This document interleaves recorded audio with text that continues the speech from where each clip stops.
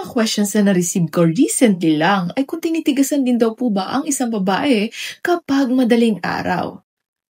Ano sa tingin nyo?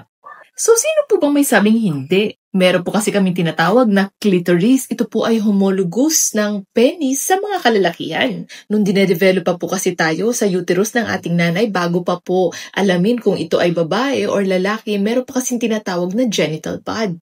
At yung genital bud na yun ay yun ang nagde-develop either clitoris or penis ang magiging resulta. Pero tandaan, it has the same structure. Yes po, kung anong meron doon sa structure ng mga kalalakihan ay meron din sa mga kababaihan. So katulad ng mga kalalakihan na tinitigasan sa madaling araw at nagkakaroon ng 3 to 5 times erection sa isang buong gabi, ang mga kababaihan ay nagagawa din ito. So ibig sabihin, kaming mga kababaihan ay nakakaranas din po ng 3 to 5 times of erection per night. Tinatawag po itong clitoral tumescence. So, syempre, magtataka, totoo ba itong sinasabi ni ma'am?